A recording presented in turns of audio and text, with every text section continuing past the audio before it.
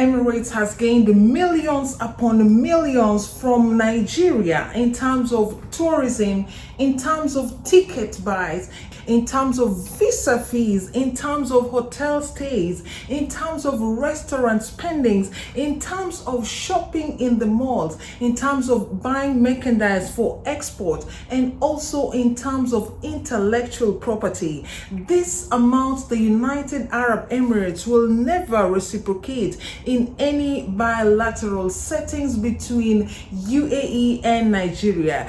Yet Nigeria is topping the list of countries that are accustomed to mediocre treatment from United Arab Emirates. Stay in this bulletin with me, Liz Njoga, as we dissect how UAE has not been fair to one of its biggest revenue generators, which is Nigeria.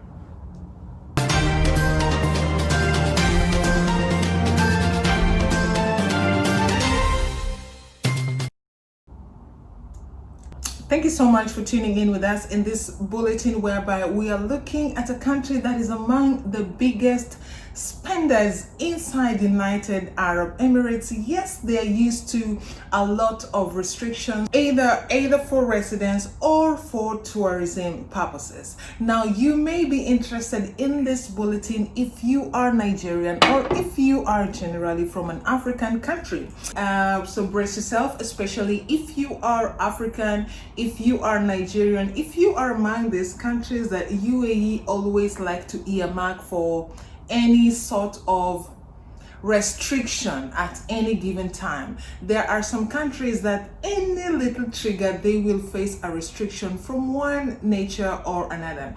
First of all, let's look at the photo that will appear on the screen now. It's the first time that Nigeria also has kind of retaliated from what is famously broadcasted to be a friendly bilateral relationship between two countries. Now, first of all, according to the photo you're seeing, there has been suspension that has been there, and it's affecting just a few countries, and that is the reason why we have this bulletin to start with.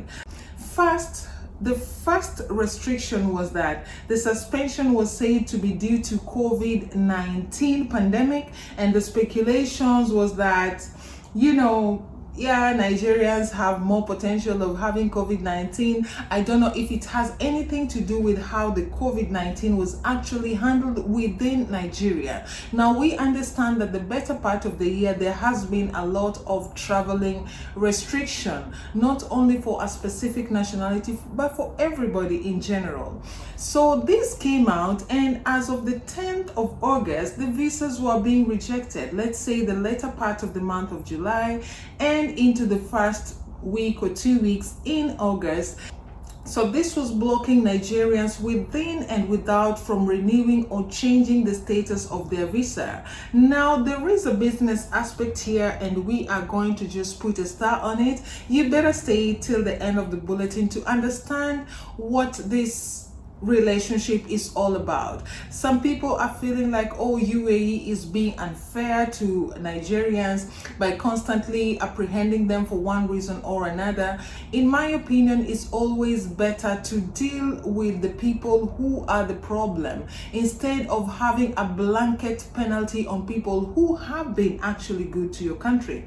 Now, did you know that Nigeria alone as a country brings in approximate 200 to 300,000 tourists annually? This is just a rough estimation from the travel agents. We have not talked about those who book directly. This is just a rough estimate of people who are not at all interested in spending their time in the Gulf region. They just want to come and see Ferrari World, go to Atlantis, go to Burj Khalifa, Wild Wadi, and all of that, and go back to Abuja, go back to Owerri, go back to Lagos, go back to all these big oil related states. And we know there is so many of them. Now, I just reminded myself there was another restriction, I believe in the month of March or April 2019. This is about 1.5 years. So 2019, there was also a restriction for visas for Nigerians specifically. What happened around that time, there was a group of 5 people who are alleged to have stolen 2.3 million dirhams from a forex bureau, which was reported to be Al Ansari Exchange.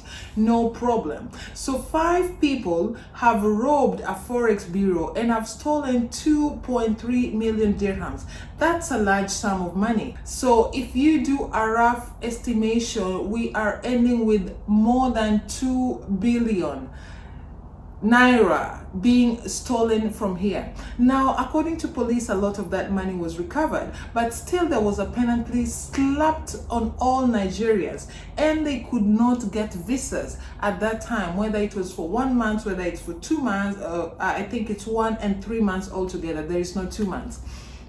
They could not get their visas at that time. And what happened that was weird and was also funny at the same time, you know, the mall management company, it's called Majid Al Futtaim, they appealed to the Dubai tourism that they want this specific nationality to come back because the sales at the malls had gone down. This alone speaks volumes on the nature of people that we are talking about here.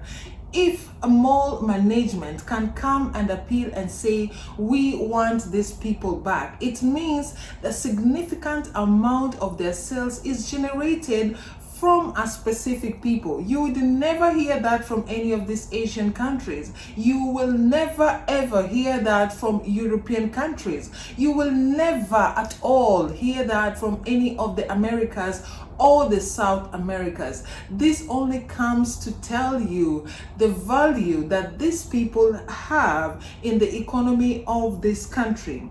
The other aspect that QTV has been looking at, there was a bulletin whereby the UAE government came out from either the embassy in Lagos or here in Dubai. They came to deny that these two countries are very friendly and there is no reason to deny visa or reject visa and vice versa.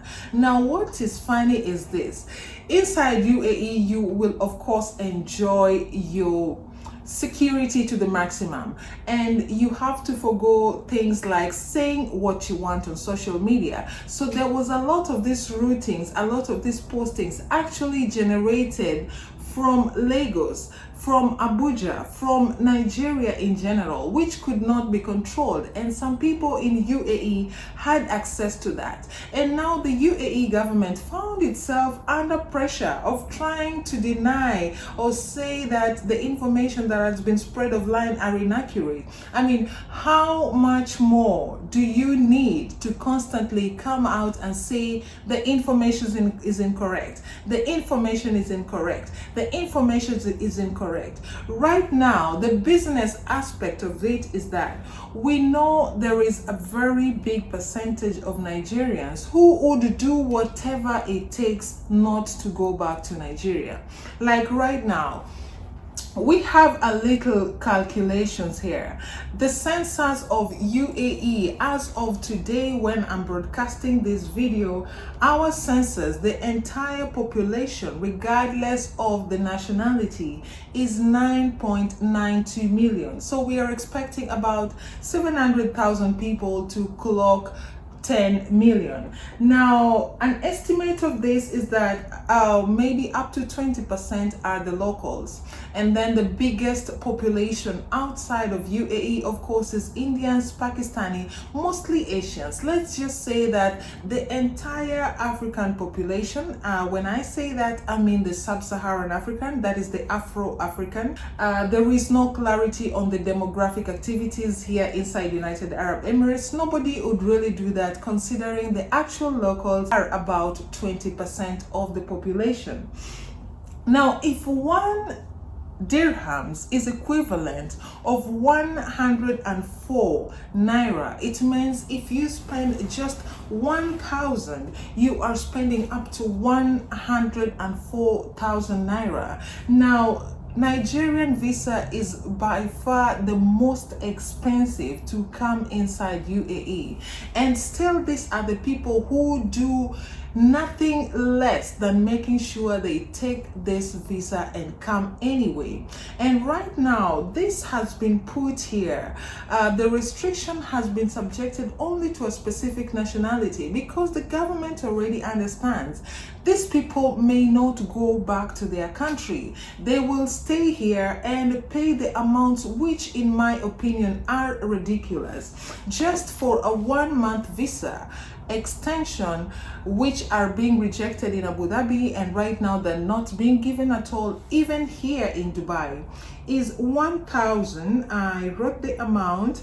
I did some research with the travel agent, so I know how they cost. I'm just gonna attach a picture here.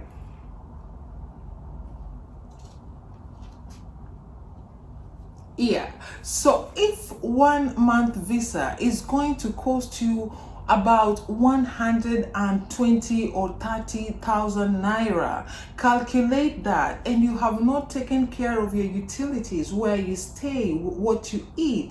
There is a whole lot of expenses that you are subjected to when you are not in your home country. So we are doing a rough estimation of approximate 500,000 people who are here, who will do their visas regardless, who will pay the highest amount of money, who are not also guaranteed to have jobs, because when you circulate around, the jobs will specifically give in the criteria of the people they want, and they will say no Nigerians. So you are already at a disadvantage when it comes to getting the lowest paying job, whilst you have paid the highest amount to acquire a visa to be here. I believe this is actually unfair setting. This is pretty much unfair setting. And now this is September. We are expecting October, and now November and December is the peak period whereby most people come to do their vacationing here because it's a bit cold, and they also come to celebrate their Christmas, come to do the Christmas shopping. A whole lot of this is going to be blocked out. And now to the main reason why we are doing this bulletin today. By the time you find yourself staying here for half an year, 1 year, there is 1 or 2 things that you cannot just run away from.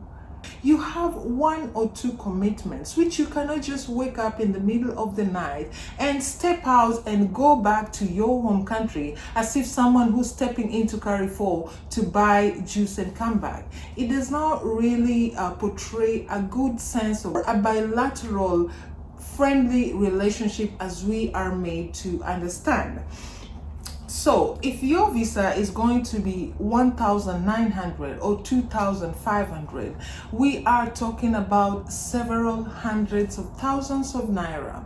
And these people are targeted because the government is at the comfort zone. They know that after all, they are going to go ahead and paid. Now, what I am unhappy about, if you do want to regularize, if you want to keep the numbers under check, you could as well have said, do not process any visa for Nigerian outside of the country, and let the people within the country be able to renew their visas, because it's very unfair that somebody is here, maybe they had a residence visa, and they lost their job because of the entire COVID-19 situation. It is unfair that somebody is willing to do the right thing, yet the system stops them, or yet the system restricts them from doing the right thing, thereby generating a lot more money for the system and degenerating and draining the finances of the person who as well is going to help the system. Because just the other day, Emirates too was denied a right to land, and therefore Emirates had to cancel their flight schedule into Nigeria. I think it's the first time that somebody actually did what they are supposed to have done a long time back. They still want to transport your passengers, get your revenue. They want to come in and out whichever way they will, yet your people are restricted from coming into their country. I think that is not a friendly bilateral trade, and that is not a conducive environment. I mean, the culture there, the friendly culture has been eroded from this entire relationship. We already know this should not last long because the big spenders have the potential to cripple an economy if they want to. So let's see how United Arab Emirates or the Dubai government reacts to this. Thank you for tuning into the QTV by Liz and Joga, and have a blessed week.